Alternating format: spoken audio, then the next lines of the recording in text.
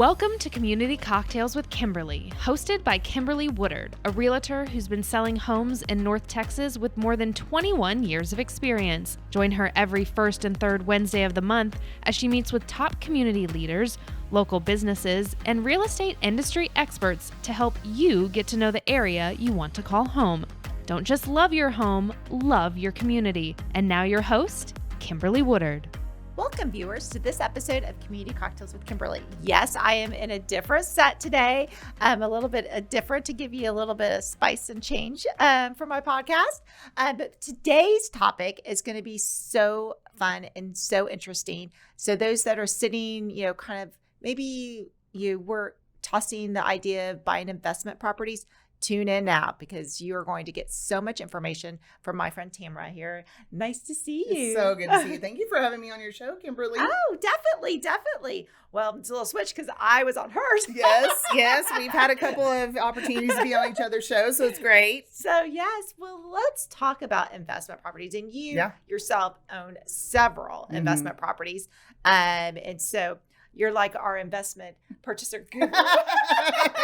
Well, I think I'm a good person when you're starting out to try to figure out what to do, right? Yes. And so let's talk about from the beginning. Sure. When you first, got into it, how did you decide and, that this was the time to get in? Sure. It's I'm already in real estate, right? So I work for a title company. I'm in real estate all of the time. So when I bought my first house, any house that I buy, I look at it, can it be a future rental? Yes. So I always kind of had it back in the back of my mind. I didn't know when that was going to happen but I did know that I needed to.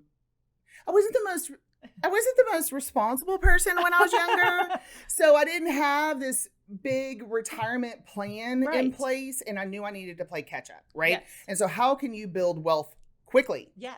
And in a safe environment. To me, it's safe. Real estate is safe. Oh, definitely. There's fluctuations, there's up and downs, but it's also long-term investment. So I'm not looking at short-term gains, right? So I can weather an up or down in the real estate market. And so when I bought my first house, I knew at some point I was going to turn it into a rental. Okay. And I did that in 2016. Okay. Is when I left that house, and that was my first rental. Oh, wow. Mm-hmm. I mean, and I think that's a great plan, especially we've got a lot of people, they're, oh my gosh, I don't have enough, for, retirement. Real estate is, I mean, you look at the stock market, it goes up and down and, And I don't know anything about, I know very little about the stock market. So I like to play in the sandbox I know. Right. And real estate is always, even though sometimes, yes, we've had, some ups and downs in the market, it's not as much. And usually it weathers on too. There's always a demand. And here in North Texas, there is a consistent demand. Yes. There is, 20 plus new cars on the Collin County highway every day. Every day. Is what I find. And I can tell. Well, and if I was 20 years old again, or 25 years ago, if I was 25 years old again, I would implement that philosophy. Buy a house, live in it for a year, go buy something else, rent that one out, because it's a great way to capitalize on conventional financing with a lower interest rate. Right. Investment interest rates are higher. You got to put more money down. Yeah. And so if I was 25, but I'm a Texas girl through and through. I have way too much stuff. Okay. It is not easy for me to move. My dad told me I could fill up a house faster than anybody, and he's not wrong. So I don't do that anymore. But there are strategies that I've been able to implement since buying that first one, or renting out that first one. Well, I think let's talk about, getting into diving in. Mm-hmm. What was, some of the first things you considered? Okay, yes, I'm going to live in this home, this year for a year, 2 years, I don't know, 5 years. How were you able to take that, build a nest egg so you could do the next step of being able to hold that house, feel comfortable that you're going to rent it, and then buy that next house? So there's a rental strategy. Yes. It's called the Burr Method. Yes. Buy, renovate, rent, refi, repeat. Okay. And so after that first one, you've got to have a lot of capital to get into another house, because it's 20% down, plus the closing costs, plus any repairs, plus the hold time between buying it and renting it. Yep. So I implemented I didn't know what it was at the time. I just happened to be doing it. And then somebody told me there was a method. And I was like, oh, okay, cool. I'm doing it right. So I have implemented the Burr Method, and it works really well for me. So I buy a house. It needs a little bit of renovation. I renovate it. I put a renter in it. In 6 months to a year, I cash out, refi it. And then that gives me the capital I need to go do it again. Right. Okay. That worked really well until interest rates shot up and became double what they are now. Right. So yes. everything's locked in that 3.75% interest rate. Right. And so I had to find some alternative methods to keep going. Yes. I think we all did. Well, on the flip side, your rents probably were able to increase on some of those properties. They were. So that was a good thing, even though interest rates kind of maybe offsetted some of that on that. So let's talk about we talked about you getting in started. Some of the challenges you have seen as you've started this process of buying investment properties. Yeah, I took some notes and I was like, challenges. Oh, it's one word, tenants. It's just the one. I keep checking. Let me check again. No, yeah, it's just the one word. And I know a lot of people that that does scare people. They're like, oh, this is my investment. It's something that I take pride in. Is someone else going to take that much pride in that Sure. investment? So. Yeah, and I've had some experiences where I've had, I had one tenant. He was a young kid. I was kind of in a bad situation where my tenants vacated before the lease. They broke their lease. They vacated. They left in December. Terrible time to try to re-rent. January is even worse. Yep. And I had to find a tenant. I only had one application, and it was a young gentleman, and he was never home, and he had 2 large dogs. Oh, gosh. And so I did have an experience where the house was deteriorating is a nice word for it. Yes. I can imagine. I mean, luckily the house wasn't updated, so it wasn't as big of a deal. I knew when he moved out, I was going to have to renovate it anyway. Right. So it in that way, it was fine. I knew his security deposit was never going to cover the damage that was being done to the house. Right. And so, but I was in a bad situation. Leases should end no earlier than after spring break. Yep. And until the end of October. That's your window. That's your window to renew a lease. So you're taking notes down. After that, it becomes challenging because the holidays, people don't want to move around and kids are in school and all of that kind of stuff. So, that one, I kind of feel like I got lucky just because I already knew the house had to be renovated. Yeah. But the damage was pretty significant. I just personally don't allow animals in my rentals anymore. Okay. Very interesting. So have you had any challenges with that? Because too, we have now a lot of support dogs and support animals, Oh yeah. I had someone pull a fast one on me. I said yes to the lease and she was like, oh, by the way, I have an emotional support animal. Yes. And I'm like, it was a 7-pound Chihuahua. I'm not sure who was supporting who in that instance. Okay. I wasn't as worried about the Chihuahua, but it did set the stage for a dishonest relationship. Right. Because she wasn't honest with that with me up front. Yeah. And once I agreed to rent the apartment to her, I couldn't or rent the unit to her, I couldn't say no because that's against the law. Right. Yeah. So my answer was probably not something everyone else would do, but I told my leasing agent to text her leasing agent and ask her point blank, is this how you would like to start our relationship? Oh yeah. In a dishonest way. Yeah. I have to lease the property to you. Right. But I'm letting you know that this is not necessarily the way that we should start our relationship together. No. And as soon as your lease is up, I'm giving you a non-renewal lease because I don't want to do business with people who are dishonest. I think that's a great way to handle So it. it was a little bit of a hammer. But yes, it does. I know on our Texas applications, it does ask, if you have a pet and if is it an emotional, there's a checkbox, emotional support or not. So, just like any of the occupants that are in there, if you have someone, really anyone over the age of 18 should, it needs to fill out an application because even though they're not, maybe they're not financially doing it, it's a child that's an older child, their background check needs to be ran. Correct. So. And that's a violation of the lease agreement. You can terminate the lease if you want. But stuff like that gets expensive too because now you've got to start over with re-letting the property, right? Correct. I have had challenges with tenants. I mean, it's not my favorite thing to deal with. So after property number 2, I got a property management company. I was also going to ask you, and because that's another cost that people are factoring in if they're looking at, okay, I want to go into buying my first investment property, and they're weighing, should I hire a property manager, or should I manage it myself? Sure. And there's a lot of factors to consider in there. I mean, the TAR, Texas Realtors website, I mean, there's a whole property management code that you have to follow, right? There's rules and regulations that landlords or property owners or property managers have to follow. Right. And if you don't understand what those regulations are, you can get yourself in a lot of trouble. Yes. Luckily, I'm in real estate, so I had access to that information, right? I knew about that information. Right. But I think for me, it was, okay, house goes up for lease. Now you've got to lease it. I can't lease a property. I'm not a practicing realtor, right? So you get the lease, then you've got to go through the background check, the application fee. Who's processing all of those things? Right. And then you got to come to the lease terms, fill out the lease, then you got to get the people in there, and then somebody's got to take care of it while they're in there.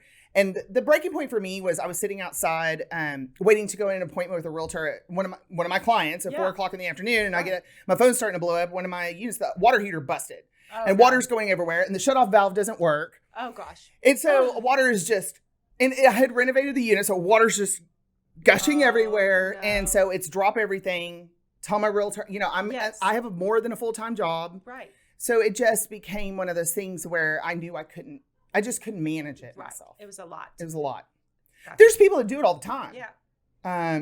It just wasn't in my busy professional career, and I'm a single woman, so I still have to manage my whole personal life. Right. It's just too much. It was too much. So I would say if you have a full-time job or your job requires a lot of traveling, may want to look at a property management. But if this is your full-time job, that you're going to take this as your full-time job, then it's different. It's a different scenario. There was one thing that I learned when my property manager took over my existing leases is there is something to someone who understands how to fill out a lease agreement. Right. And not everybody fills them out the same. And the people that I'd had previous, because they didn't have experience, that's not a traditional realtor's main goal. Your goal is, or your business is buying and selling houses, right? You do lease properties, but it's not your main focus. Right. And so when he examined all my existing leases, he had found holes that were problems in the lease that weren't to my benefit. Gotcha. And so I said, okay, once these expire, then we've got to get them all on the same platform, filled out the same way with the same protections. Yes. And that's really important because this is a huge financial investment. It is. And that's, I think the viewers looking at it as that it's a huge financial investment. So I would say a big advice is, maybe, start with a property manager. So then, and if you decide you get 3 properties and you're going to do this, as a full-time job. Oh my goodness, yeah. This would never be my full-time job because you remember the challenge I said, it's tenants. Yeah. And not all tenants are bad. I'm not trying to say that. Yeah. Please don't take that the wrong way. I have some very lovely tenants. Right. So now, but when I was first getting started, I just didn't know. Right. Well, let's talk about what you look for in a property to fit into your mold of, criteria. A good, like an ideal investment. Sure. Obviously, we're going to say location. Yeah. Well, we got to make sure it's going to rent, right? Yeah. I mean, I pretty much swim in the 250 to 400 price range. Yes. Okay. That's a safe price range for me because you've got to consider the amount of money you've got to put down and kind of what those costs are going to look like ongoing. So I have a huge network because I'm in real estate. Right. So I like off-market properties and I have clients that do bring me off-market properties. Yeah. The main point in that is to not getting in a bidding war and not overpay for the house, right? You don't necessarily need to be able to find properties off-market. It's more like I look for properties that are under current market value that need some renovation. That's why they're not being listed for current market value. Right. Maybe not as much fit for the retail market. And there's a lot of those kind of properties out there. Mm-hmm. And then, so I'm happy to do anywhere from $10,000 to $50,000 worth of renovation, but I want cosmetic renovation. I'm not replacing roofs. I did do foundation work on one. I don't want to replace plumbing. Yeah. Electrical can get really, really expensive. Yes. So I'm looking for a house that has good bones that just looks ugly. ugly. Let me tell you something. The one I bought in the colony, that guy had a hot tub in his driveway. Okay. Wow. Full deck, Oh. everything. Like, yeah, he had converted the garage into his hangout room with a then there was a bathroom. Then you walked out Right. the garage. Yes. It wasn't a garage door. He made a front door and up his deck to his hot tub in the front yard in the driveway. Oh gosh. I have pictures. It was terrible. Oh wow. So, but stuff like that doesn't scare me. That's a big dumpster and a crew to rip it out. Right. Yeah. And so I could see that the house was going to be a good one once it was cleaned up and renovated. So that's what I look for. No condos or townhomes. I don't want to pay monthly HOA. It eats too much into your cash flow. And no half duplexes. Gotcha. And half duplexes because somebody else owns the other side and you don't have complete control over the property. Right. Right. So if I need to do a roof replacement, The other person has to agree to it. there's a neighborhood in the colony. There's a bunch of duplexes. You drive down the street and it's different roof colors, different paint colors. Oh, I know You exactly can which one tell. you're talking- Do you know what I'm talking Yes, I about? know You can tell exactly. that two Yes. people own that. Yes. And so I guess you can replace half a roof. I guess, but I mean, you do have, they do butt together. So I don't know how that, that shingle, unless there's a ridge there where I don't know. Well, the answer's no. Sure. So yeah, and I prefer things not in HOA too. Okay. Just because it's not that I love or hate HOAs. That doesn't really matter. It's somebody else is living that property, taking care of that property, Right. and they're not going to take care of it the way that you are, and then you're going to hear from the HOA. Correct. So Yeah. that's kind of the criteria that I look for. Okay. That's good criteria. So what would you say would be the 3 most important factors to be considering? So obviously the HOA. For me, it's a location. deal, right? I It's want a it deal. to. It's the numbers. It's a numbers game. So once I complete the renovations, when I go to do the cash out refi, I think there might be a new rule where you have to wait a year now for a cash out refi. Possibly. Yeah, I heard rumors about that. I can't confirm or deny that, but I usually wait 6 months to a year to cash out refi, and then I pull the cash out. So when the appraiser comes around, because the lender's going to hire an appraiser, Right. I need there to be that equity in there because they're only going to let you pull out 70-80% LTV. Yes. And so I need that equity gain in there so that I have the money to pull out of it. So for example, the colony property that I bought it off market at 210. I pumped 40K into it. Okay. And then it appraised 6 months later for $350,000. Oh wow. So So you already had quite and much I equity was that you could. ready to go to pull Yeah, out, ready for do it. my cash out refi. So that's what I look for. Okay, It's yeah. the reason and I have a crew that does my renovations for Okay. me. I don't have to micromanage them. They are, awesome. they know exactly what I want. White walls. I want that brownie gray, luxury vinyl. Yes. We have a template of what the houses are going to look like because I know what will speak to women who are the ones that typically Right. drive that. And so he does it at a very cost-effective way, really quickly. But his work it's pretty good. Every once in a while, Yeah. there's a few things on the back end, but he's turned an entire house for me in less than 8 days. Oh, They wow. literally work around the clock. Wow. So he's quick. That means my holding costs are down, Right. right?